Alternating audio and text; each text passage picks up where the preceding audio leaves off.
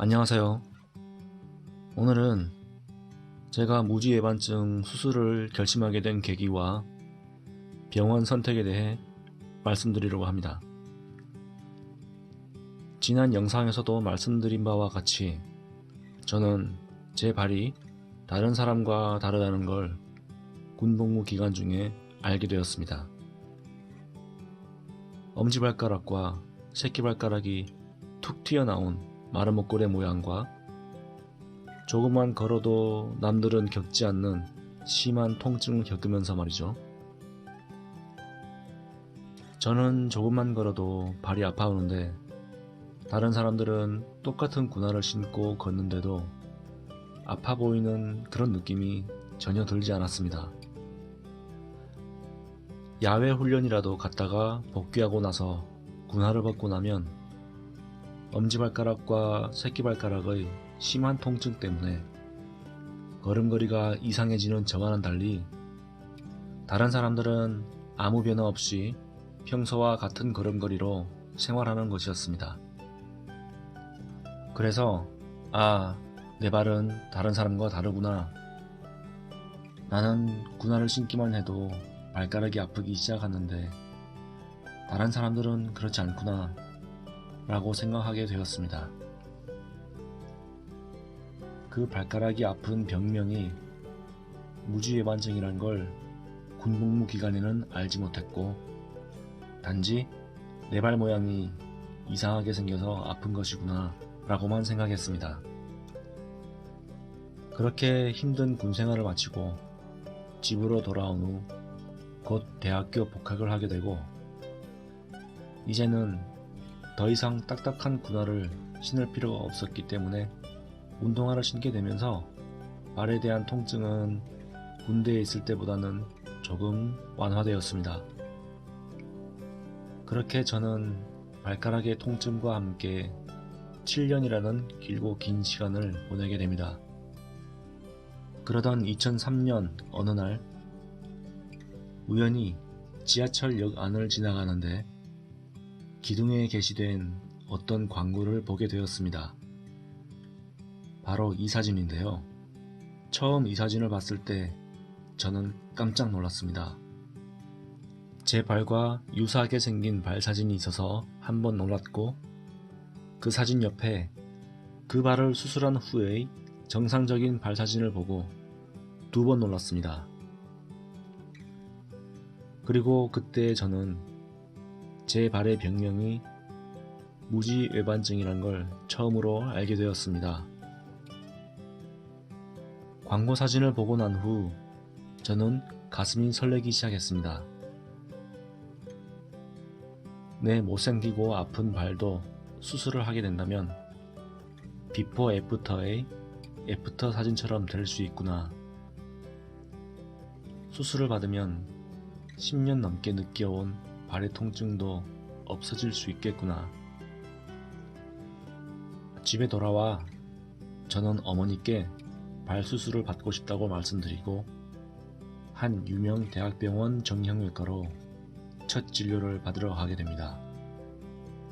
첫 진료는 예약을 할 수가 없어서 병원 외래 접수를 하고 무작정 기다릴 수밖에 없었습니다. 역시 대학병원이라 그런지 환자들도 아주 많았고 저는 한참을 기다린 후에 이름이 불렸고 드디어 진료실로 들어갔습니다. 의사 선생님에게 발이 아파서 왔다고 말씀드리니 발을 보자졌고 저는 양말을 벗고 제 발을 보여드렸습니다. 제 발을 보시고는 엑스레이를 찍은 후 다시 이야기하자고 하셨고 저는 엑스레이실로 가서 엑스레이를 찍고 다시 진료실로 갔습니다. 의사 선생님이 엑스레이를 보여주시며 제 발은 무지외반증이고 진행이 많이 되어서 교정기나 보조기구 같은 걸로는 불가능하며 수술적 치료밖에 없다고 하셨습니다. 저는 생각하고 말고가 없었습니다. 지긋지긋한 이 고통을 벗어날 방법이 수술밖에 없으니 저는 당장 수술받겠다고 했습니다. 그리고 한 번에 양쪽 발을 함께 하기로 합니다. 한 발 하고 나서 회복한 후 다른 발을 하기에는 시간이 아까웠습니다. 고생하더라도 한 번에 다 해버리는 게 나을 거라 생각했기 때문입니다. 하지만 지금 누가 무지예반증 양쪽 발을 한 번에 수술하는 건 그리 추천드리지 않습니다. 저는 젊은 혈기에 한 번에 다 하겠다고 했지만 정말 말리고 싶습니다. 시간에 쫓기지 않으신다면 한 발 하고 나서 다른 발 하시는 걸 추천합니다. 양쪽 발을 같이 하게 되면 회복에 걸리는 시간은 많이 단축되겠지만 어딜 가려면 휠체어나 목발 없이는 안 되고 화장실 가는 것도 샤워를 하는 것도 식탁에 밥 먹으러 가는 것도 정말 고역입니다.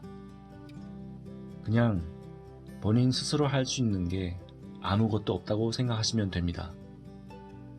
그렇게 수술 날짜를 잡고 저는 이제 고통에서 벗어날 수 있다는 희망으로 수술 날만을 기다렸습니다. 수술 날까지 왜 그렇게 시간이 안 가던지요. 초등학생 때 생각이 났습니다. 소풍 가기 전날 학교 수업을 마치고 다음날 아침까지의 시간이 왜 그렇게 느리게 가던지 말입니다.